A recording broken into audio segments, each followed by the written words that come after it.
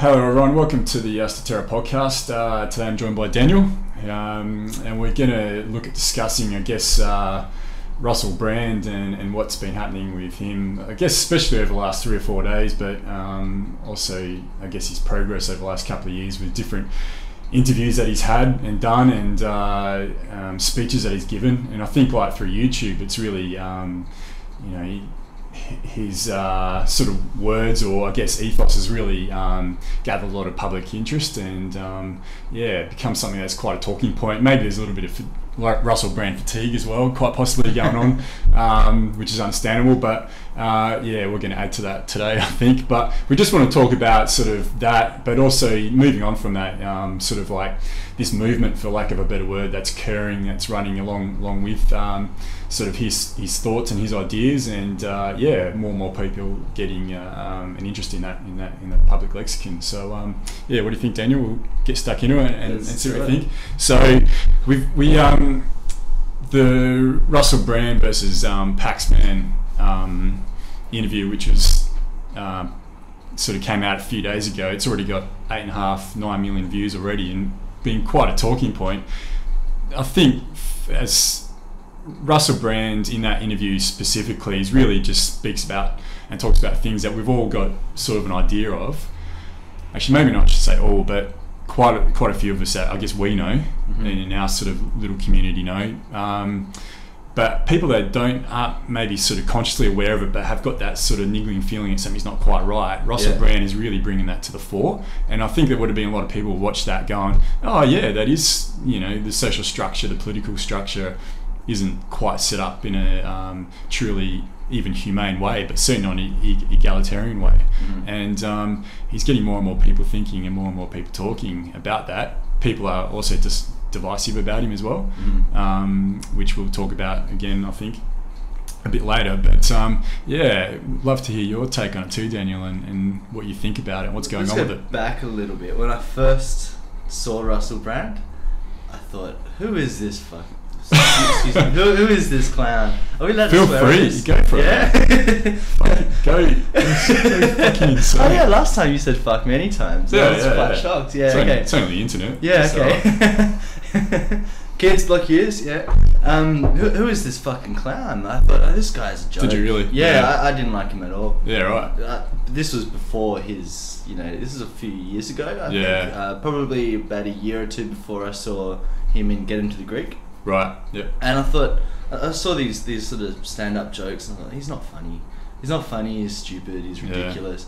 But then, the first thing that really made me realise that he's actually quite aware was that interview that you sent me the other night. Yeah, right, yeah. When I saw that a while back, I thought, wow, okay, this guy's got something to say and he understands stuff. That's the MSNBC one, the Morning Joe one? Yeah. Where it just gets stuck into mainstream media and the superfluousness, is that even a word, of it all? But it was quite incredible, wasn't it? We should put links to all of these videos. Yeah, I'll definitely put links up as well. Each video, Yeah, that made me realise that he's actually on the ball. Yeah. And from that moment on, I just loved him. Yeah, sure. Loved him so much. Yeah.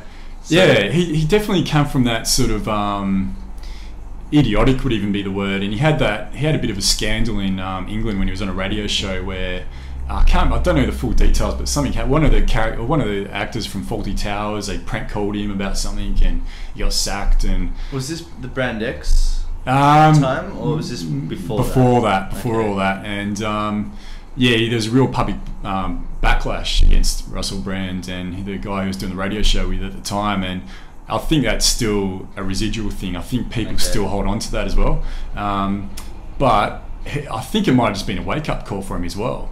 And also maybe he was married to Katy Perry, the singer as well, for a couple of years, and he basically just dumped her, and I think he must have just thought, what the fuck am I doing? What the fuck am I doing?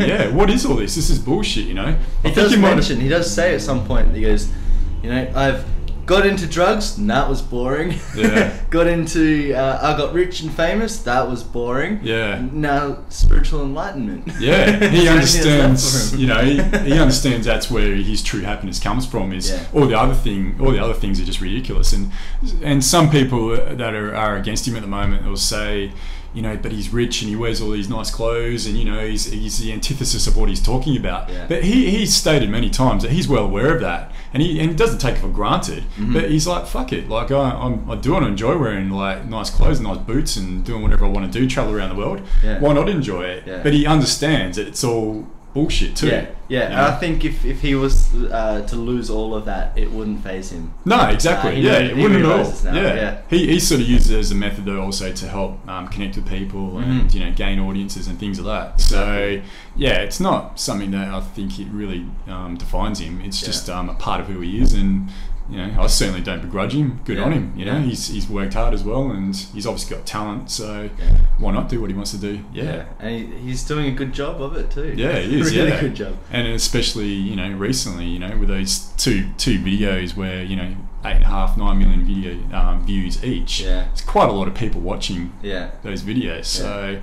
he's obviously getting his thoughts out there. There's some things that he discusses and some of his ideas I don't necessarily agree with and I don't think necessarily work, but as a broad concept, I definitely think that he's on the right track. Yeah.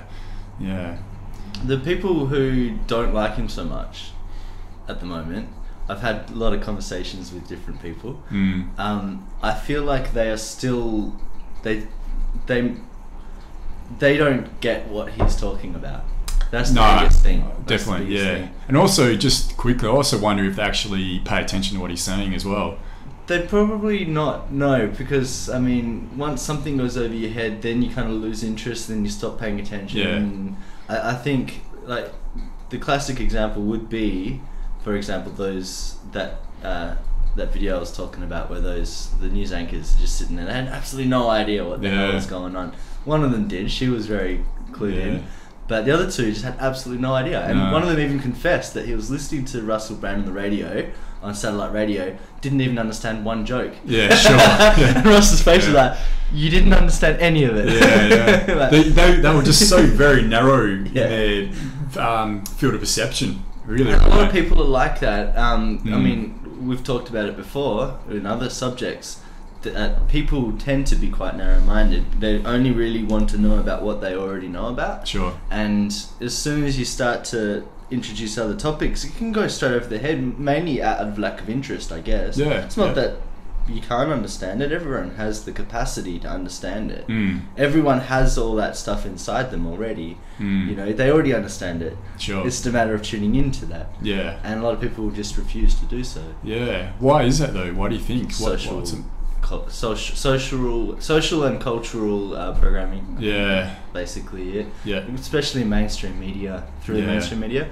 I mean, a lot of people think of a lot of these mainstream journalists who are interviewing him, hold them in high respect. Yeah. And high regard, and yet these people don't even understand him. Yeah, sure. And so if someone is sitting at home watching this interview with a lot of respect for the interviewer, the journalist, and then this guy flamboyant comes on, you know, saying stupid jokes and stuff, but passing on these really powerful messages, you're going to side more with the journalist. Sure. You know, because that's what you get. That's what you're familiar with. Yeah. And so I think that's where the main bulk of the anti-brand people lie. Sure. Yeah, definitely. Yeah, they're sort of regimented to that ideal, you know, or way of thinking about what life should be, and you know, having that sort of I always think of mainstream media as just being very structured and robotic, and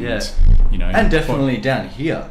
In the grand scheme of things, they're like right at the bottom. It's like operating like this real bass resonance, isn't it? Like real basser, and it's quite unfortunate, really, because that's such a mainstream media is so prevalent in our society. It's becoming less and less so, which is fantastic. But they've got such a say on what people think and feel, and emotions even, and and it's a hypnotic thing, really. People can get hypnotized. I think I probably was. I remember like a few years ago, before I got into all this side, like I call it like a lighter side of life. But I remember I used to get up every morning and put fucking Sunrise on the TV and watch Koshi and Mel. And that was my way. And then I'd go to work and I didn't think anything of it. Now I couldn't think of anything fucking worse than doing that. Just ridiculous. And then just the shit you get fed and I don't know what I did.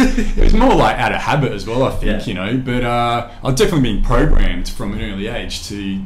It draws you in too. Once you start watching it, it starts to draw you in. Even though it's nonsense and you know it's nonsense, you start watching it. I think there's a thing I always had in the back of my mind that it was always nonsense. Yeah. And I'm sure most people do. Yeah. But there's just still that barrier that's, you know, preventing them to seeing past that and actually want to look at and concentrate on things that are more important, like their happiness. But I think what Russell Brand's doing at the moment, he's coming in, it's almost like a dagger, like a sword through that, breaking through that thin veil and making sort of people more aware. Yeah. You know, he's doing it in his own way and some people don't like it. I think most do appreciate it, but good on him. Yeah. You know? Yeah. And even if he's wrong on some points, so it doesn't matter. Like it's his own belief. He doesn't need anyone else's justification or you know, he's just trying to bring about some awareness on what he thinks is important. Good on him for doing it.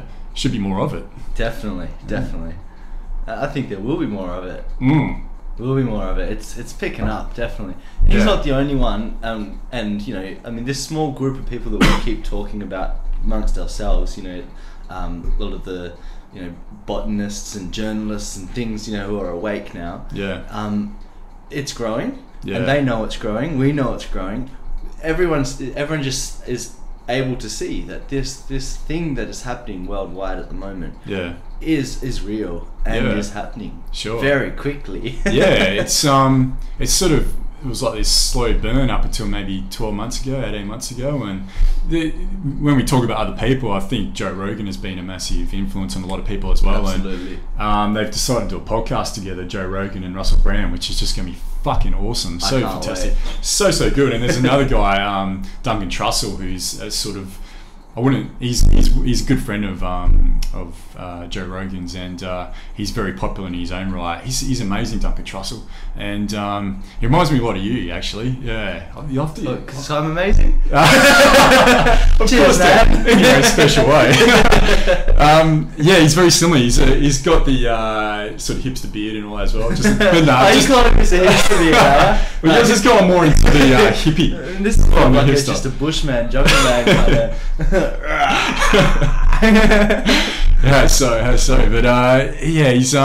His take on life and the way he describes his own progression is very similar to yours. So I'm gonna have to show you some of the stuff that he's done. But there's talk of getting him on that podcast as well. But Joe Rogan's been a massive influence from a lot of those people that were in the mainstream, and they're taking and just making people become more aware that, you know, there's more things to think about and there's more ways to look at it, and to learn about this subject and learn about that subject, learn about these socio-political conundrums that we have all around the world, and the whole thing of the way the economy's set up with, you know, such a vast amount of wealth at the pointy end and so much poverty at the, you know, it actually gets people thinking. And that's what things like his podcast and a couple of others and Russell Brand is doing. People are really starting to think about it and really starting to talk about it. About bloody time too. But it's sort of happened back in the 60s as well. Oh, it's been happening. It's been happening for decades. Decades, absolutely. But it peaked out, and I was talking to a good friend of ours the other day about it, and I've had to sing that. It sort of, it reminds me of like a Lucky Band. It's like a Lucky Band motion where, you know, in periods, you know, you could start maybe with the Renaissance, where, you know, you had this expansion of consciousness and awareness, and then something happened and it contracted back, and then it came back again that a little bit further, and it's, if you can think of it in wavelengths, it's started as these long wavelengths, and now it's starting to become shorter and shorter, but the contractions are longer. Okay. So I think that's, as if I can describe as an analogy, that's how it feels to me. It's like there's this Lucky Band that's been doing this over the last 300 or 400 years, and then I just can't help but think, but now something's happening where it's gonna break. Yeah, someone's gonna cut it. Well, I think it's the other way. Someone's going to pull it so far. It's going to go. Exactly, metaphorically, of course. But And it's really, really interesting. I can't help but think, and the other thing I need to look at too personally is that I'm an insufferable optimist. So I'm always like optimistic about the future. It's the only way to be. Well, it's the only way to be, yeah. Well, it's the only way for me to be, because that's where I am. But it's great if everyone could be that way. Why be pessimistic about anything? Yeah, exactly. I mean, then you're going to be creating and manifesting that the pessimism into the world. Sure. Why do we need that? Yeah. We don't need that. Yeah, exactly. There's that new, I put up on Philosophy Night, that new Banksy thing you put up on the back of the truck. I saw that. Are you sure it was Banksy? It doesn't look like Banksy style. Yeah, it doesn't look like his style. It was from Banksy's website. So I'm assuming it was. But what was it? He's like, if you act grumpy, you're going to attract assholes or something like that. Which is so simple, but so true. But yeah, so I have to watch out for my optimism getting in the way of what's the word? Reality, I guess, or what's actually practical. Mm-hmm. Yeah, because maybe it's not practical that we actually get through this veil and everyone becomes more enlightened. Maybe that can't really happen, but I don't know, I think it can. I think it can, Yeah. But there's part of me that says it's not possible too. Well, when people say it's not possible or it's not going to happen or they don't believe it, when I'm talking to them, and you're just sort of questioning it as a point of debate for yourself. Really. Yeah, I'm looking at it subjectively. Yeah. These people believe it strongly, and there's nothing bullshit. It's happened in the past. It'll fizzle out. Yeah. What I say to them is well, if you don't believe it, then it'll never happen. Mm. You have to believe it. You have to believe it for it to happen, for it to even have a chance to happen. Yeah, sure. If you don't believe it, you're automatically dismissing it. Yeah. Straight away. You have to have that belief, and you have to have that faith that it will happen. That it will happen, and then at least we've got a chance to build towards that. Yeah. And we can all start working together to achieve that. Definitely. And if we all believe it, then it will happen. Yeah. Well, that's an idea manifesting itself in reality, and that's what ideas do if people apply it. And that's definitely what's happening. People have got these ideas and thoughts and notions, and people start only manifest it firstly through communication, whether it's just like one-on-one like we are now, or through the internet. Yeah. And then secondly, going on from that, I guess things like actual protesting and actually making changes in. And I like that point in the Paxman interview where he said, Russell Brand, when he said that, the Occupy movement, did good for the reason of actually making people more aware of, this vast discrepancy of wealth in the world, which a lot of people I don't think would have even thought about before the Occupy movement. You're right. Yeah. And that really the Occupy movement really stemmed from the whole global financial crisis in the first place, caused by these rich pricks at the top. I was actually in New York when that started up, the Occupy movement. Oh yeah, I was in Montreal. Were you? I got down to New York and I was there the night it got shut down. Oh, were you? Okay, yeah right, cool. So what date was that? I can't remember exactly. It was about... All that time was really a blur for me. Yeah, sure. It must have been, it was in September 2011. It's towards the end of September 2011. Or might have been into October. Yeah, that sounds about right, actually. Yeah. But what a thing. It was so good to see. Really, really good. And then just caught on worldwide. Yeah. And it definitely got people thinking and more aware. So, even though it might not have had any tangible change to the structure, it definitely brought about, again, that awareness. Where people can look at it objectively and say, okay, no, it's not quite right. Maybe I need to look at doing this now and sorting it out from here, which I think has slowly happened. With the Zeitgeist movement, etc. All of those things, everything, all the way right back to the 60s. All of these little things that have been happening, they may not, people say, we've had a revolution, it fizzled out, didn't work. But no, actually, these are all just little steps, all, like you're piecing it all together, the puzzle. Sure. And then it all comes together. It'll all culminate. And all the way back from, actually, if you think about it, ever since the beginning of civilizations and all that sort of thing, maybe not right in the original civilizations in India, but when it lost control and people fell out of that, the path of God, fell out of that, and then you see revolutions in history all the time. Yeah, all the time. Yeah. And each one in humanity, every revolution that's ever happened, we haven't forgotten about so much. It's maybe not, maybe us, we might not be able to recall all of them, of course, but in the collective human consciousness, it all still exists. Yeah. People know of that. Yeah. And they were all quite,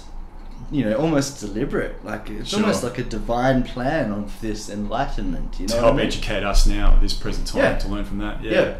On the consciousness thing though, I remember I went to this socialist meeting once a couple of years ago. I sort of, when I started back at uni last year, I thought I'd go to a couple of these meetings to see what they have to say, and realised probably they weren't on the right track, but that's fine. But they were talking about the Hungarian Revolution, from the Ottoman Empire, etc. And one of the girls that did this talk on it, and I just couldn't help but think, like, all these revolutions that have occurred all over the world in history, nothing's really like, there's still like this overriding fucking structure of the elite, that hasn't changed. You still, the royal families, corporations are more of a recent thing, banks, etc., maybe last 200 or 300 years, but it's never been able to break through that. And I remember I questioned them. I said, why isn't it, all these revolutions start and either fail, or a lot of the times too, these revolutions or revolutionaries turn into worse fucking dictators than people have taken, because ego and power come into it. They've got this power now, and they haven't worked on their ego enough to be able to realise that, and then it makes you wonder why they're actually doing this, holding a coup in the first place. Probably was just their own ego, not to actually change things for the betterment of society. It was more for them. So I think what the problem has been is that we haven't, individuals especially, haven't got their consciousness to a level where we can facilitate a revolution that's actually going to manifests itself in a positive way. We haven't as human beings yet reached that level of consciousness where we can overthrow a government, or overthrow that dictator, or do whatever we need to do, overthrow those ruling elite, because we don't have the capabilities to do it. Put something in place which is going to work. Exactly right. Yeah. So the problem is really twofold there: actually breaking through, and then putting something in place. So we know from history that actually breaking down the government is possible. Yeah, that's happened. It's happened before. Many times. It's then putting something into place that will actually work for everyone. Yeah, right. Exactly. Yeah. And the thing is too, you look at a lot of the governments that have been taken over too. There's generally some other overarching entity that are facilitating that as well. There's many cases of the CIA in America with their involvement in South America during the 60s, 70s, and 80s. So, but a true people's revolution is what needs to happen. But again, like we said, even then, it doesn't always turn out necessarily the best for the people of that country or culture or whatever it might be. Yeah.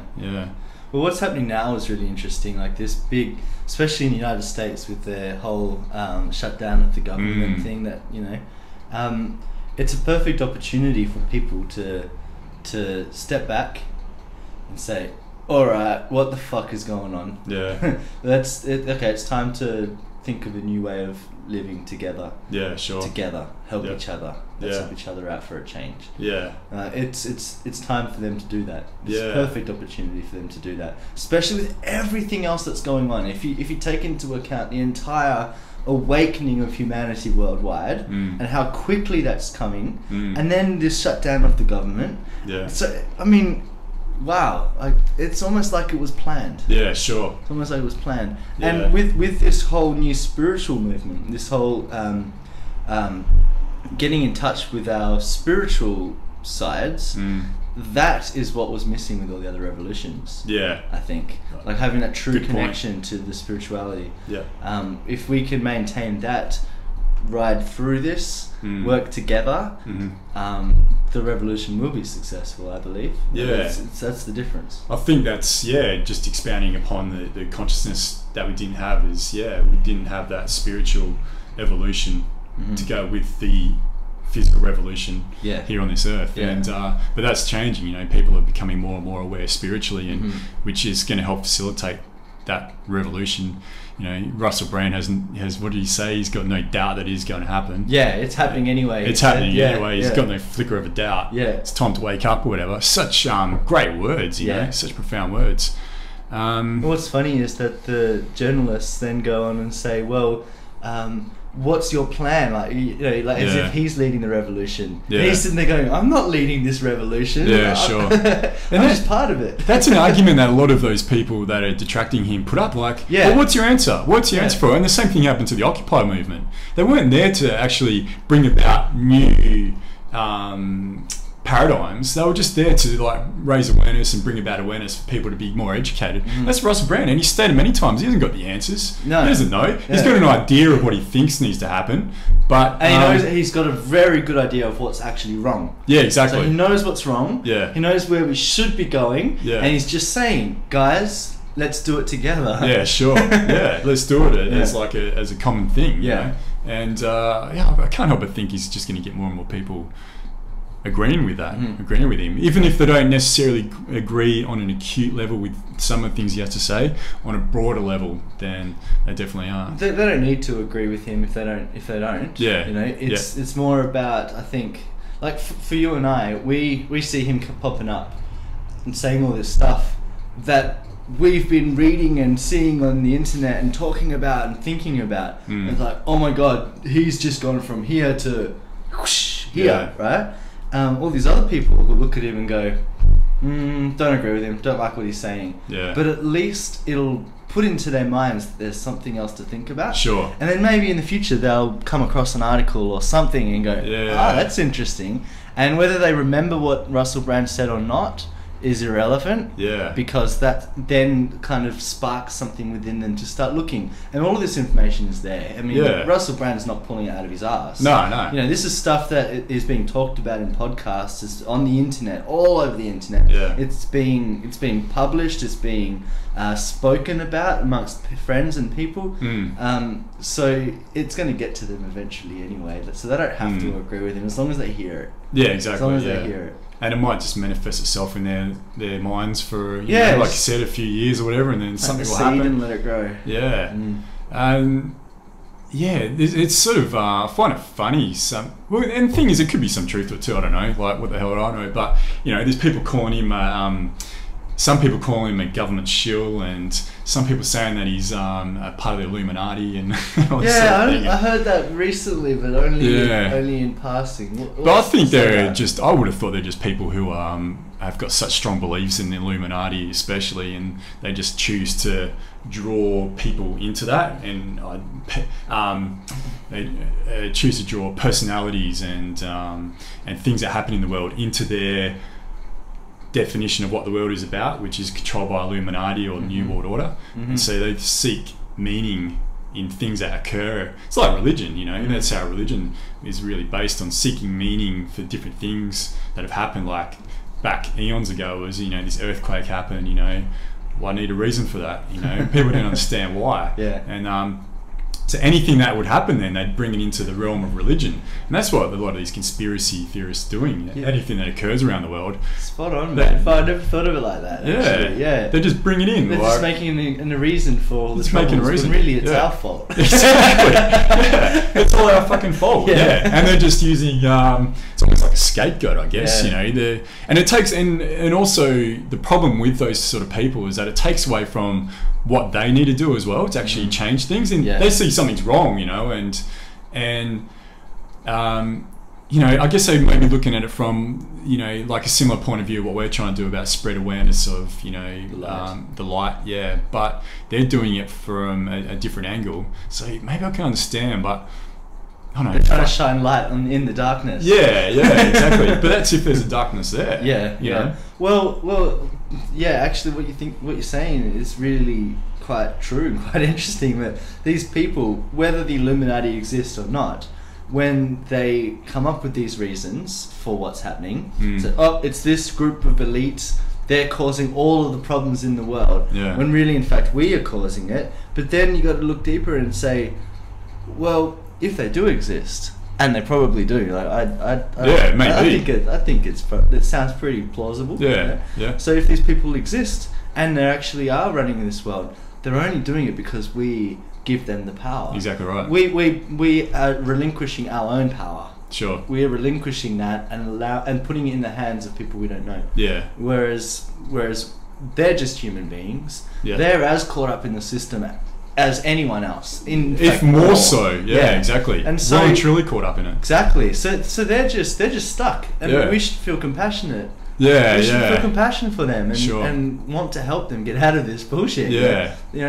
We shouldn't be trying to make them look as evil people. Yeah. We're the ones that caused it to them. Sure. And that's a very good point, Daniel. And again, going back to like the socialist thing, and any one person who's involved with some sort of institution is the only way I can describe, whether it be some socialist revolution, communist revolution, or whatever it might be. They're just as wrapped up, again, if not more so than anyone else. They're just so wrapped up in the system, and they're trying to fight it using another method that's still a fucking institution. Yeah. It's not until you do what you and I have done, and some really good friends of us, and just strip all that away. Just it's about the individual. It's about the heart and the head, and your community with your fellow man. And nothing else matters. Yeah. No institution, no structure, no anything, because that's not who we are as human beings.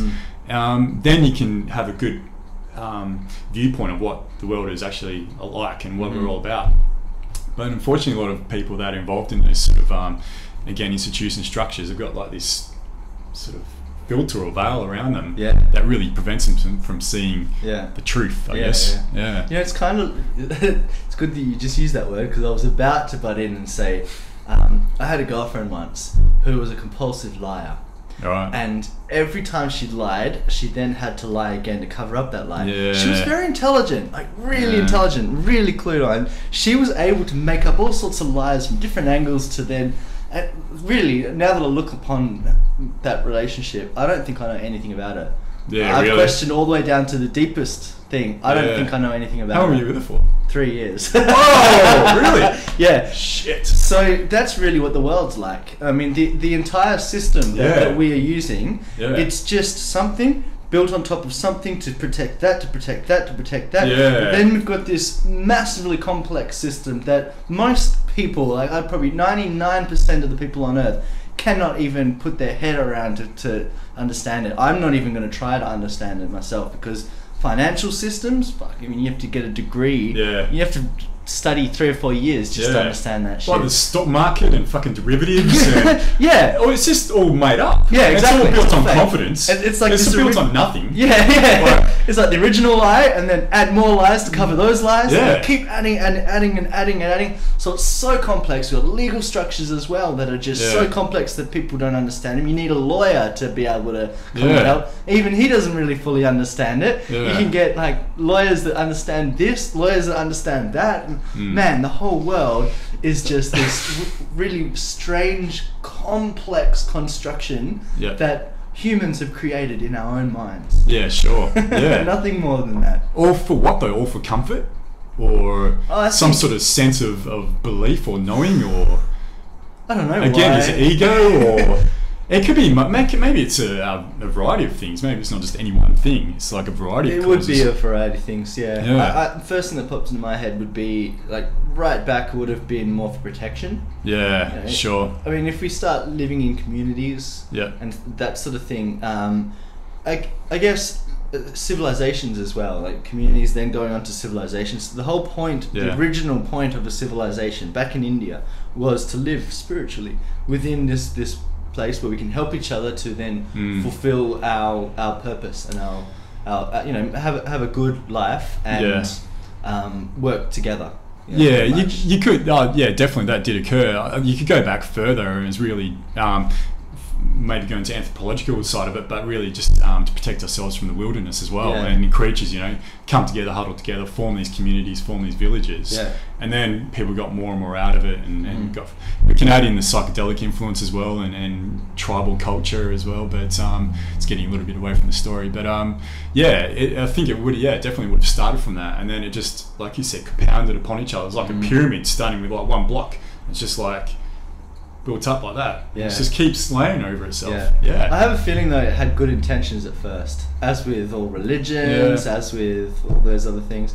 I have a feeling it was had good intentions at first. Sure. And then somehow it just strayed. Yeah. Like it things got so complex, people didn't understand it anymore. So let's just live this mundane life. Sure. I don't have to worry about that stuff anymore. I'm just going to do this.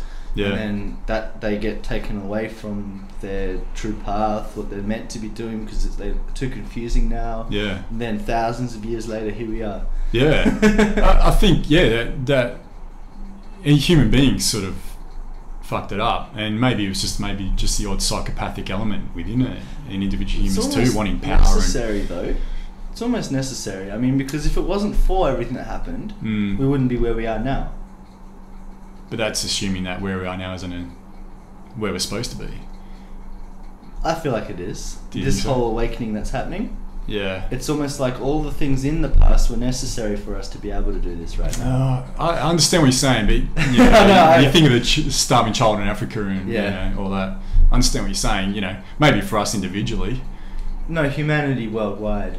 I mean, there is so much going on in terms of control over people and atrocities to people worldwide in the past and now. Yeah. And now. But it took all of them for us to realise, whoa, what's going on here? Yeah, it did. So, I mean, as bad as all those things were, they were necessary. Sure. They were necessary. Well, you can, if you get into the spiritual side of things, you can look at karmic influence as well, and the people that lead a good life and people that lead a bad life, I don't know what to like, are underprivileged or what have you. There is that notion that it is like a karmic debt for those people as well, and it's just part of their karmic story from their soul's evolution. Maybe. But I don't know much about the whole karma thing. I mean, from what I understand, it's not just Earth that they could be manifested on. Yeah, and it's not just in human form. No, that's right. I mean, if you've managed to get up to human form, then you must have done something pretty right. Sure. Well, that's the whole Buddhist philosophy of not killing any living creature, because every living creature contains a soul at some stage in its Not all Buddhists believe that though. Don't they? Okay. No, I all practice that, sorry. Right. Not all Buddhists practice that. Because doesn't Dalai Lama eat meat? Yeah, he eats meat. Yeah. I think it's for a dietary thing, or I'm not too sure. Buddha because of where he was born or where he lives or something? Gautama, Buddha that we know of. Yeah. He was a meat eater. Right, okay. He loved his meat. Yeah. Yeah. The whole not eating meat thing comes from compassion. It's about the love and compassion, and trying to accentuate that and spread that to everyone and every being. Right. How can you love and be compassionate towards an animal and then kill it and eat it? Yeah. But, I mean, I believe you can be. Yeah. And I believe that's what happens in the wild. Sure. Yeah, and that's what we come from. Yeah. It's an evolutionary thing still, and you think, as long as it's done with respect. Yeah, that's the most important thing. And I know love and compassion and respect what you do. Yeah, which you do. I know when we sit down for a meal, or you always give thanks to the meal, and do you do that if there's no meat on the plate? Yeah. Most of my thanks go to the earth and the sun. Okay. Yeah. Cool. Yeah. For providing that. I mean, if it wasn't for the mainly just try to give thanks to the whole system that's going on. Sure. Everything. Yeah. So for the human interaction, even though I don't agree with a lot of the farming techniques and all that sort of stuff, still have to give thanks to that, because that's what provided me with my food. Yeah. So I go through the whole process from my plate, and in my mind, very quickly, in the space of like about 20 seconds or so, I trace back the steps, and I kind of resonate with love and compassion and thankfulness. And I just go all the way out to the level of the sun. In my mind, I can see the sun and the earth kind of all. Oh, really? Yeah, that's cool, man. Yeah, right. Yeah, great way to do it. Yeah. And there's something to that, I think. Yeah. Maybe that would help us treat animals a little bit better, and also change the food industry. I think quite possibly if everyone in the world did that, or everyone in the developed world, that a lot of their food is derived from the manufacturing process, mass commercialization of meat and other forms of food, no matter what it is, wheat, oats, things like that, then maybe there would be a change in the world. The way we've changed the food industry is not just impacted us as human beings, but definitely the planet as well. Like, you think about the monoculture that's involved with food production now. That's not right. No. Monoculture is not right at all. It's not how the earth is designed, or the ecosystems are designed to be one crop, in a vast expanse of land. So, that affects things like, they definitely believe that it's a problem with the bees, and, you might know more about this than I do, but, the effect it has on bees with these massive monoculture plantations around the world. I've never thought about the relationship between those two, but I've definitely looked into the bee thing, and I've definitely looked into the whole, the agriculture the way it is and all that sort of thing, and what we're growing and what plants we're eating. Yeah. Never actually thought of the two together, but yeah, you're right. It definitely has an impact on the bees as well. Yeah. I think one of the biggest things about the bees, though, is of course it makes sense. I was thinking more about building of the cities, building of the towns, and I just thought of just farming in general. But absolutely, when you remove the natural bushland, or you remove the natural flowers that the bees are feeding on, and then put other shit in place, what are the bees going to eat? Yeah, exactly. Yeah. And then you look at recently, I've been getting into weeds. Yeah. We all in Western culture, we think of weeds as terrible things. We spray chemicals on them, and we rip them up and we get rid of them, whatever, drive out and burn them, just get rid of them. But actually, they are the savior of the human race. They put nitrogen back into the soil. They provide us with all of the amino acids. They provide us with all of the nutrients that we need. They are not just superfoods, they are superfoods. Okay. They're extra superfoods. And they only grow in land that's been disturbed. They won't grow in bushland that's natural. Yeah. They'll only grow in bushland or any land that's actually been turned or been disturbed by humans. I guess that's when you go out to regional areas or forest areas. The weeds only grow on the side of the roads, don't they? They don't grow. You don't see them inland. So, exactly. That's a good point. Often you can see like land that has been disturbed, like old farmland that's being rejuvenated or something like that. It's full of weeds. But then up to the point where it's natural, there's no weeds. Sure. So weeds are helping us. Yeah. They help us nutritionally. They help us fix the land. And yet we just destroy them. Yeah. They also are helping us with the bees. The bees love the flowers from the weeds. Right. Yeah. And so that they are also there to help with that aspect of things. It's nature just fixing things up a little bit. There's an imbalance. We are missing out on this. So nature puts it back. That's all it is. Yeah. That's a good topic of discussion. I did a unit this semester called The Culture of Nature, and one of the components of it was about our changing of the environment to suit our own needs. Again, starting from a protection thing from the wilderness, when we first started building walls and, gardens so we could, sit in an idyllic spot without having to worry about getting eaten by something. And then from, agriculture and things like that, but how that's really affected the natural earth, and brought about the whole idea of can the natural earth really replenish itself once man has turned that soil, but then what is the idea of the environment? What is the idea of any sort of natural earth and wilderness? And if we disappeared for 1,000 years, would it return to what it was? Or but I believe no, it would never return to what it was. No, it can't. And it's sort of been scientifically proven that it can't. But it'll find a new equilibrium. Sure, a new balance. Yeah. Always. Yeah.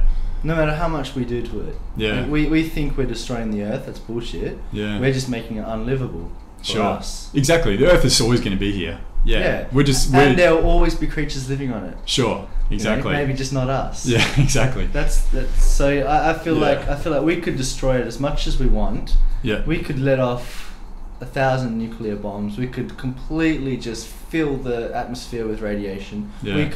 We could do whatever we want to it. Yeah. We'll die. Yeah. A lot of creatures will die. Even if 90% of life on Earth died, it would still recover. Yeah. Definitely, in a different way, but it'd still be there. I'll evolve for something else. Yeah, exactly. Another million years, we've got something different. Yeah, that's the interesting thing about people saying we're destroying this planet. When they say planet, they're actually talking about the the human race. It's not the planet at all. It's the human planet that we're destroying. Exactly, but do you think people would actually think that we could destroy the planet? Like, Yeah. all the water would be eradicated, and all the ecosystems would be devastated. People think that. Yeah. It's impossible though. How the hell we don't have the capabilities to do that? Yeah. Like, what are we gonna do? The Yeah. Earth is a fucking huge thing. Yet though, Daniel, maybe one day we will. Yeah, maybe. But I mean, still, even so, even if we had a bomb big enough to actually shatter this incredibly big ball, what's going to happen? It'll just come back into itself over time. Yeah, we don't have the capacity to actually destroy this Earth, I don't think. No, sure. We're part of the Earth. Yeah. We can't do it. But then you think about the Mars case, where it's been shown that it does have polar ice there, and where there's it does. Does it? I haven't seen that. Does it have ice? I don't know. I'm pretty sure it does have polar. Okay. I'm pretty sure. Anyone correct me if I'm wrong on that. But it has polar caps. Okay. Does it? I don't know. I can't remember.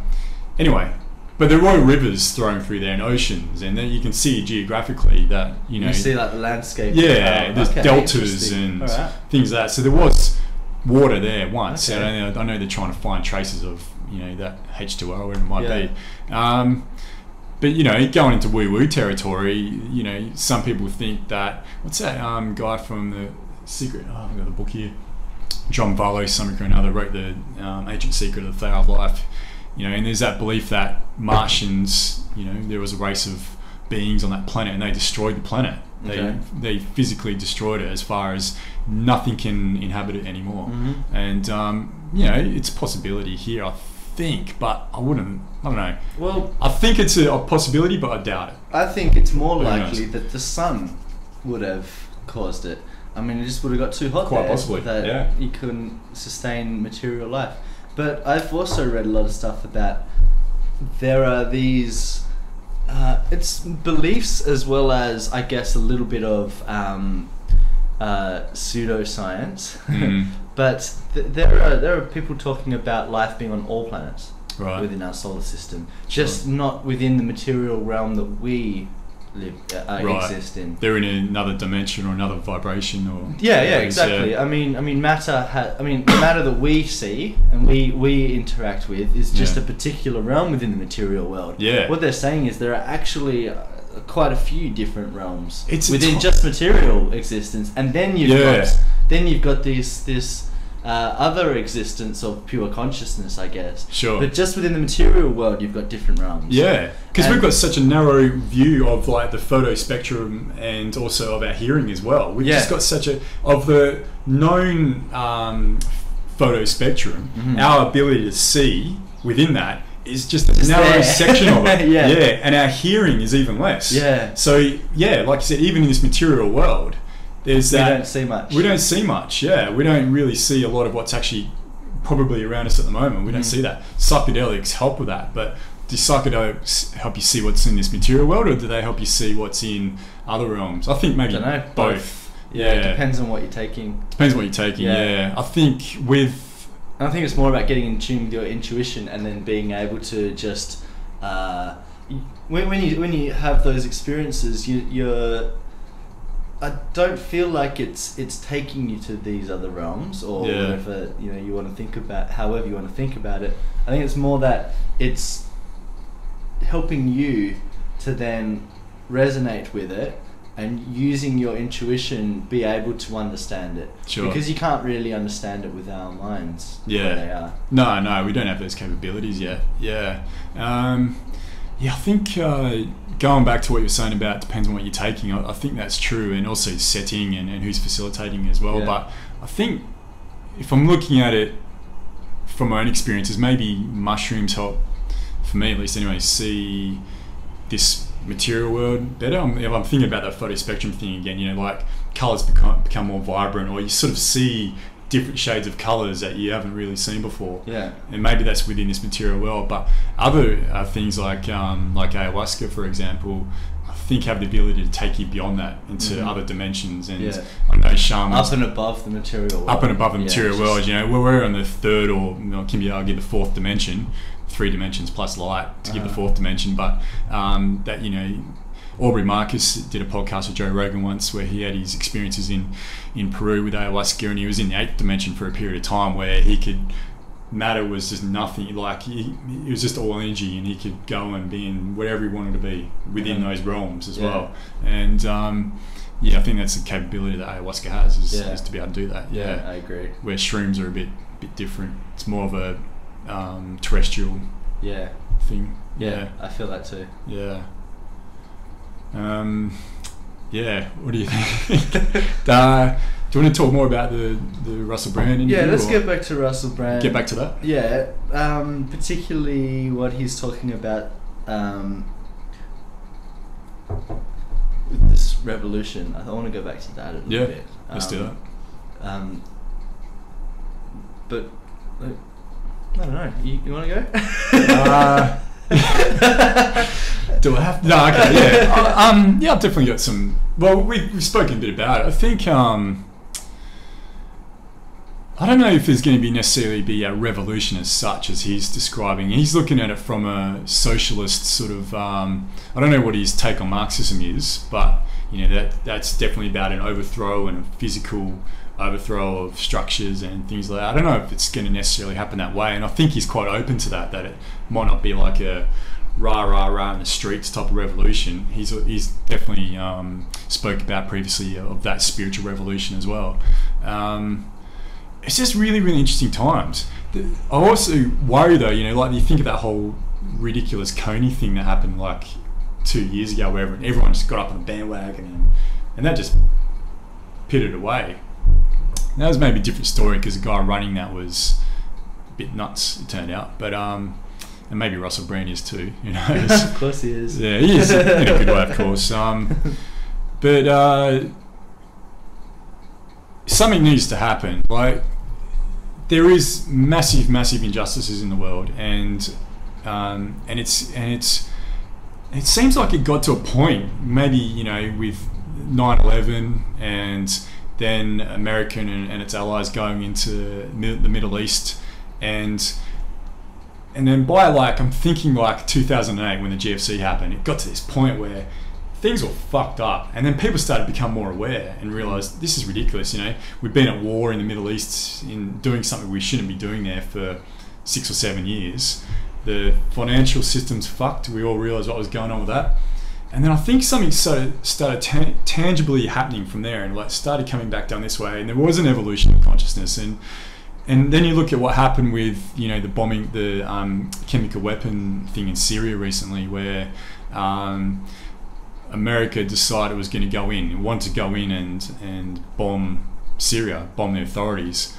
Mind you, no one really understood where the chemical weapons were being used from and who used them, etc. But a few days before that, in Britain, in the Houses of Parliament, they voted not to go in because they were going to go in as well. But the Houses of Parliament voted no, we're not doing it. And that's the first time in 400 years or something that a government's decided not to go into war by those means. And then a few days later, Obama came out and gave that speech down there. He came walking down the red carpet and highly what's the word? Highly, word escapes me. Produced. It was a highly produced thing. It just looked so tacky. And he came out and said, we need to do this because this, and this, and he may have had some valid points, about making sure, things like those don't occur. But the American public had this overwhelming desire not to do it. And then through the communication through the internet and other, Twitter, Facebook, and things like that, there was just this overriding take on, no, this is ridiculous. We shouldn't be going in and bombing Syria because it's just not right. It's ridiculous. And that eventually had an impact on the American government. Russia came in and, they sort of sorted it out a little bit as well. But if it wasn't for that connectedness that people have now, there wouldn't have been that ability to say, no, we don't want this to happen. Back in the past, if the American government or any government wanted to go to war with someone, they would have just done it. There would have been no public backlash. Propaganda out. The propaganda. You look at the ridiculousness of that propaganda from World War I, World War II, especially. Yeah. This come and fight for your country, and you know, when really they're just all these men and women died and got injured and has suffered horrific psychological problems just for the ruling elite. That's all it fucking was. And now people are aware of that, you know. And so I think from 2008 onwards, you know, it started coming back down the other way where people are seeing the ridiculousness of it all. And Russell Brand has really just, I wouldn't say jumped on the bandwagon, but he's become a part of that. He's become like a poster boy, if you will, for that movement, for that evolution that's occurring at the moment, where we're thinking, no, this is not right, the way we're doing things on Earth.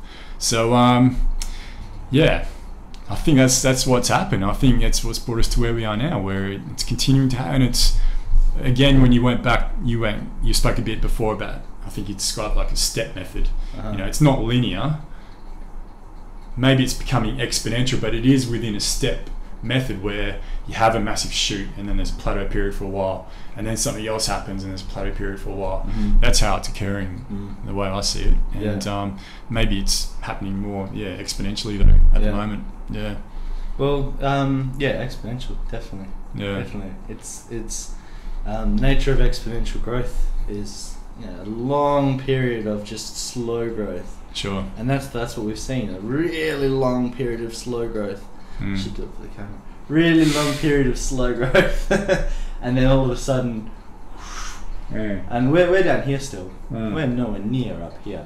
No. But if you look at the time period between here and here, we've already gone way more than that. Yeah. So I mean, to get to where we are now is a big achievement. Sure. A big achievement, and we're at the point where I believe there is no return. Point of no return's been passed. Oh yeah, no doubt about it. Well and truly. Too many people are aware now. Yeah, I think even if you tried to stop it, you couldn't. Yeah. You couldn't. No. It's just gone ahead. Yeah. Or what could happen is that people that are out there on the internet and doing different things, you and I possibly included, by just doing this very podcast alone, could all end up in fucking gulags one day. And, you know, anyone that's had any social media imprint, you know, it's happened in the past. It's happened in countries in the past. You know, the Nazis did it, and the Russians did it under Stalin's government. Everyone that has any tiny part in actually changing this system. Yeah, you look at what happened in Argentina back in the 60s and 70s. The same thing happened. It was just quashed. But the difference... How can you do that worldwide now? Yeah, exactly. How can you do that worldwide now? Maybe you could though still. I mean, New World Order. New World Order, yeah. I mean, I'm sure these people maybe they did think, you know, in a vast country that it couldn't happen to them because it was so vast, but it did, you know. And, you know, maybe we just take, you know, the New World Order to say, okay, we want these armies to, you know, and everyone generally, not all, but a lot of people that serve in the military are programmed to follow orders, no matter what they are, and follow a directive, even no matter what it is, whether it's helping people in war-torn or earthquake-riddled countries, or like in the case of Nazis, where, you know, these people went out and under a directive went and killed millions of Jews and homosexuals and gypsies, and no matter what they were, you know. So it has happened in the past. Yeah, but I don't think it's going to happen now. We're too connected, but too global now. We are, definitely, yeah. We are too connected. There's too much, but there's... It's here to stay. Yeah, I think it is too. I do really hope, and I think it is. I'm still not 100% certain that it is. Okay. But I think it is. There's still... That uncertainty is just within yourself. It doesn't matter what happens out there. Yeah. What matters is in here. Maybe. You know, you just need to make sure that you're fully pure. Yeah. That you're living that pure life in line with, you know, Dharma, nature. Well, maybe what we need to get that full scale, because there still are countries that are locked down, if you will, you know, thinking of like Iran and China, Saudi Arabia, countries like that where it is quite a totalitarian system. Yeah. Anti-disestablishment totalitarianism.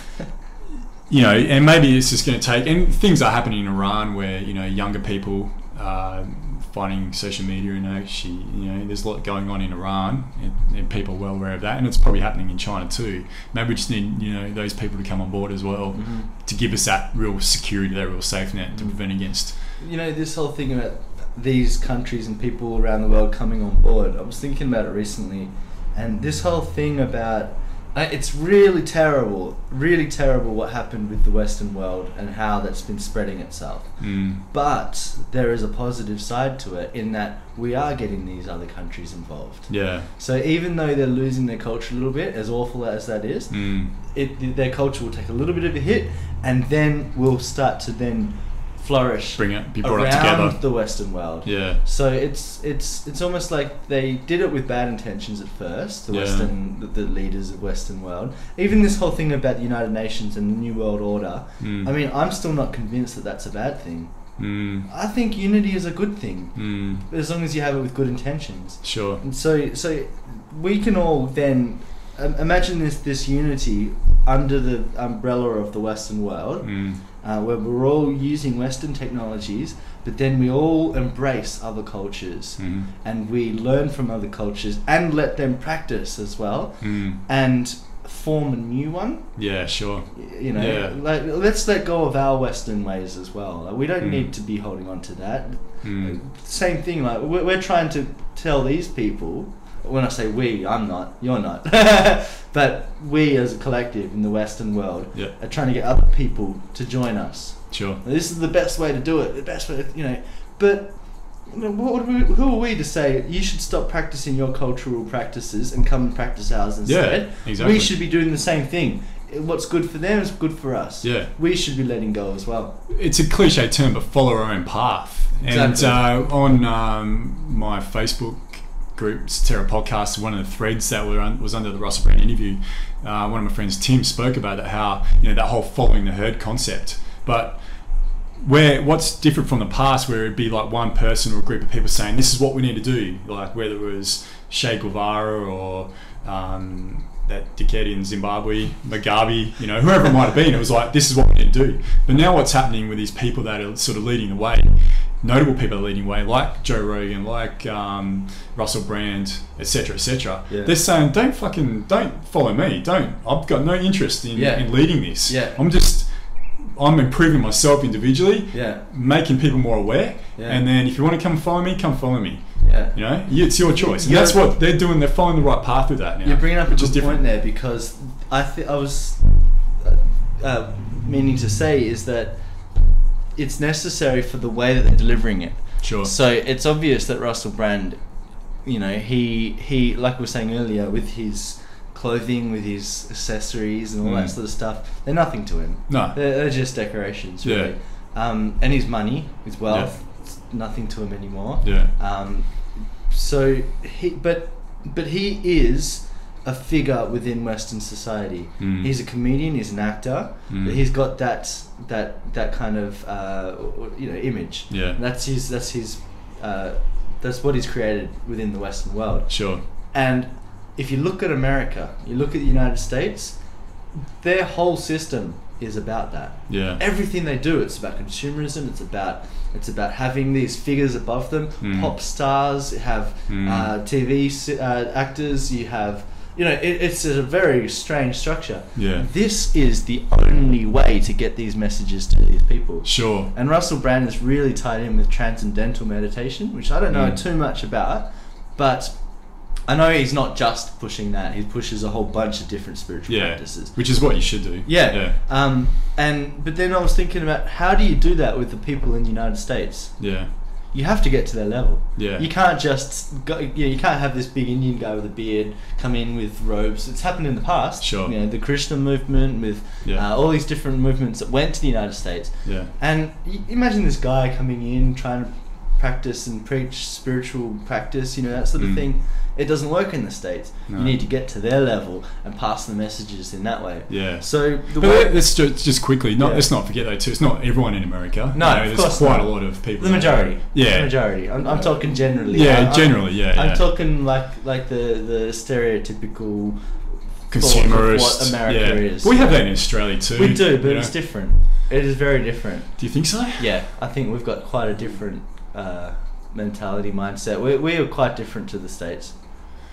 I think we're, like, as far as celebrity goes and all that, and merchandising and consumerism, I think we're getting, there is a portion of Australians that are getting that way. And you look at plastic surgery, and more people have plastic surgery, and But it's the a different scale, detachment though. It's the detachment from things. Like in the States, you look at let's go back to Russell Brand again. Use that as a really good benchmark here. You look at interviews with him with United States journalists and how ridiculous they are. Yeah. And then you look at his interviews with some of the Australian journalists. Yeah. Not that bad actually. Like sure.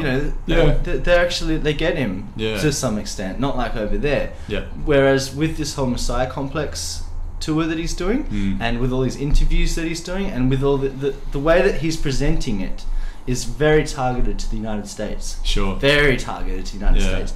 And so people in other countries, I guess, would look at that and go, all right, I don't know if I like what he's saying. Yeah. It's just because it was very targeted. So Russell Brand's a very intelligent man. That's pretty obvious. Yeah. Do you think it's possible that he's thought about what he's going to do, how he's going to play this out, or it's just happened? It's just evolved that way. I believe it's just happened. Mate, I'd like to think he's that intelligent that he's actually planning it. There's a bit of a plan to what he's doing. Maybe not. From his interviews and from him talking, I have this feeling that if you go back a few years, when he was in the middle of his drug addictions and his sex addictions, he understands now that he was living within living a life of addiction. Yeah. Addiction, a very addictive personality. Yeah.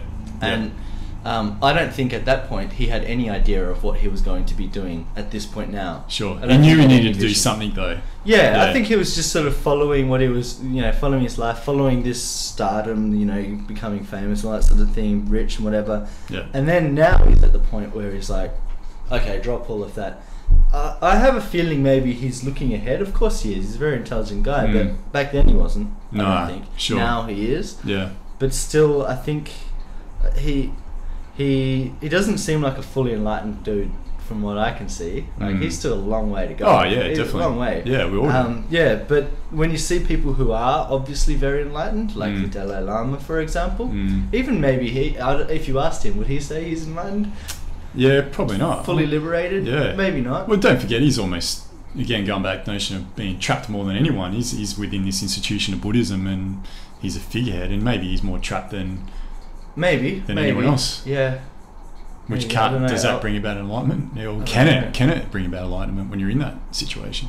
So anyway, Russell Brand, he's got a long way to go, and I think he understands that. That's the most important thing. Yeah. So I don't know what his plan is. Yeah. This Messiah Complex, I'm keen to go and see him. Yeah, I don't think he's come to Australia though. He's not? Good if he was. I know he was in Australia last year, but before all these YouTube, millions of views, as before all that, so it might have even been a couple of years ago, but I'll have to ask him one day. Yeah. We'll send him a link to this video. Yeah. And say, hey man, you got to come to Perth so we can watch it. Man, I'm sure. Can you imagine the amount of people that have written him open letters and all this kind of stuff of late? But maybe. Do you want to come to the most isolated city in the world? Come on, Russell. Russell, come over here. Come and join in the collective. What's going on over here? But there is definitely I think we should wrap up soon. Okay. Yeah. I need to make tracks, but I was spoken to so I'm going to Peru next week, and we start up a Facebook group for all the people involved. And hello to anyone out there from the group who are watching. I'm looking forward to seeing you soon. We were talking about this evolution that's sort of occurring at the moment, this awakening, and I had to mention what's going on in Perth. This is something really incredible that's happening in Perth at the moment. The most isolated capital city in the world. We've got all this. It's just it's one of the most beautiful cities in the world. You and I have been fortunate enough to travel around the world, and we've been to some pretty cool places. Perth is definitely amazing beaches. It's a mixing pot. It's a mixing pot, yeah. And something is definitely happening here at the moment. It's absolutely incredible, and it's good times. I'm so optimistic about the future. I think a lot of we've got the mining boom here, the commodity thing. I think maybe on the that's a distraction. That's a distraction, but I think maybe also the spiritual development that's occurring at the moment is in relation to that. It's like a counterpoint to that. That's going this way, taking people this direction. But because of that, there's this counterbalance where a lot of people are going this way. Yeah, I think that's probably occurring, and either way, it doesn't matter. It's that whole thing of just that little bit of light getting into the dark, and not the other way around, and that's what will occur here. I'm really, really looking forward to seeing what's going to happen in Perth over the next few years. Me too. Yeah. What's your take on it? I feel that even if worst case scenario happened worldwide and there was a massive collapse of financial systems, of our entire system that we work within, I personally think we should move forward and take it with us. Sure. Let's not leave it behind. But if it did, worst case scenario, bang, disappears, I think we'd be alright here. Yeah, I think I really believe Perth has a very strong collection of open-minded people and people who are awakening. Very strong group of people. It's huge. It is, and every day. It's more and more people popping up. These little connections, like you have one now with a good friend of mine too, Claire, and all these little connections are like, oh, you know this person, you know that person, and it's like instant family. That's what it is. And because we're it's a city of 1.9 million people, which is still quite a lot. 1.9 now. 1.9, wow. Which is still quite a lot in the greater Perth area. But within the centralised community, it is still a fairly small sort of area of people. But growing. But it is growing. But these community, and so it's maybe easy for us to find each other as well because of that. But we find it, and it's through the most unbelievable ways too. But there is a purpose to it. I feel like Fremantle, and I haven't been there yet, but it keeps coming up. Denmark. So those two. I was talking to a friend of mine about Denmark the other day, actually. Really? Yeah. I got recommended to go down there last night. I got recommended. Yeah, right. I need cool. to go and check it out. Yeah, they do a permaculture course down there. A friend of mine done a course or an actual. Community? Oh, it's like it was like a week thing, you know. Okay, I heard about a community that's been practicing for the last 20 or 30 years. Oh, really? Yeah. Yeah, cool. Maybe that's where she did it. Maybe. Yeah. But so those two places are really the hub of the awakening within our Western Australia. Our side of the world. I think the hills as well, you know, places like Gidgegannup and through there, down to Serpentine, you know, there's this whole raft of people down that side of Perth. And there's so many little you know, temples and ashrams and things everywhere. Scattered all over the place, Amazing. Amazing. So I'm really excited about the future. I'm very, very optimistic about the future. If we can all just keep connecting and keep finding each other, these little communities that are becoming larger communities that are finding each other, and also now we can experience and learn and grow with other communities around the world through the internet, then it's great, isn't it? It's great. It's fantastic. And it's who we are as human beings, as souls. It's who we are, you know, to be able to do that as a community. So that's where our happiness comes from. Really. And all the other shit just doesn't matter. Really, just all the capitalism, socialism, consumerism, all those isms. It just doesn't matter. It doesn't, because it just takes constructs. All those constructs. Exactly. It takes away from our true being, from our true happiness, who we truly are. Love and compassion for all beings. Nothing else matters. Exactly, including your very self. Is very, very important. So.